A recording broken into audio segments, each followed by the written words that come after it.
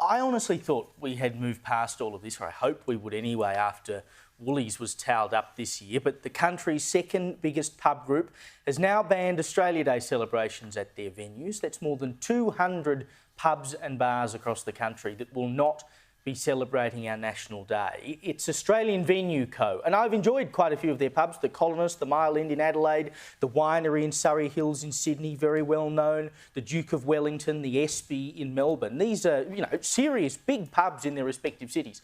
But I would encourage you to look up their website and make sure you avoid their pubs, because the only thing that can send a message here, of course, is your dollar. A spokeswoman for the Australian Venue Co said Australia Day is a day that causes sadness for some members of our community, so we have decided not to specifically celebrate a day that causes hurt for some of our patrons and our team. Paul, off the long run-up, have they not learnt the lesson of Woolies?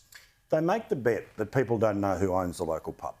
They're making the bet here that there is, unlike a Woolies, which is very obviously the place that made the decision, most people wouldn't know which pub baron owns.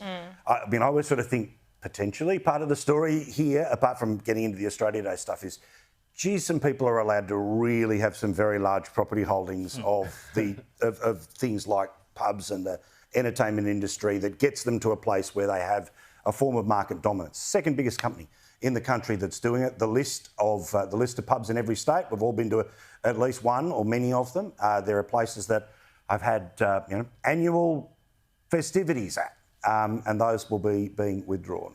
As well they should be. And that's what we need to do in response to this stuff, as people did with Woolies, right? I mean, you look at the example with Woolies, there was a big backlash and they walked backwards 100 miles an hour. Well, and this is the thing, right, which is the assumption is that we have to do this because it's a day that causes much sadness. That's because, generally speaking, they only hear from one side of the conversation. The assumption of either things that are traditions or the people that would be pro the day, they're not ringing them to double check, have you got the bunting up yet? But when it goes missing, but I will say this, right? Please don't blow up at the bar staff. They're not the ones making the choice. Correct. You know the name of the organisation, find those people, and if you want to write the letter... But don't you... I reckon the really interesting thing is, firstly, most of these pubs, and the ones mentioned, like the Espy and the Prince of Wales, like St Kilda is, lefter than left, woker than woke. None of those patrons are going to go, how dare you not let me celebrate Australia Day? How dare you? But I reckon a lot of the patrons would not be aware that instead of just going to their local, their cool little, sticky carpet dive. Part of the resistance. The home of local music, where the bands, scrape themselves up, where Nick Cave, came from nothing, to where Tex Perkins, can flip the bird at the Prime Minister because he's so for real. I bet they'd be a bit surprised to know they're, in fact, going to a pub that is just part of a giant corporate conglomeration that is now actually making corporate-wide decisions for its own commercial interest, because that is the only reason they do it. And this is being imposed on all these local pubs from the top down, that they've got a marketing division that is making the Espy, the Esplanade is a St Kilda icon, and instead of making its own decisions, it's got its marketing decisions and its values decisions, what it stands for, being made by, a PR flag.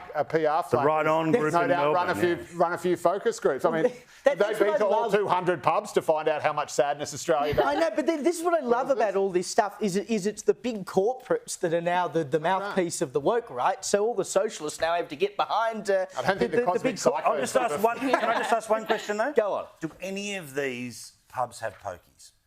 Because let's double check, right? You want to talk about sadness and closing days and all the rest of that, and I love a slap, right? Absolutely love one. But if they're going to be selective about, being an organisation that represents this, that and the other, let's make sure that not a single person's ever gone home pissed. Let's make sure that nobody's ever got in a car and drunk drive. Let's make sure that, if you're going to be this joint, if you're going to be that, if you're going to take on we have a social responsibility beyond, responsible liquor or alcohol laws, well, it all applies. So double check if they've got the local pokies, and then, surprise, surprise, don't play them and watch how fast this changes. most definitely. And don't lecture us, for heaven's sake.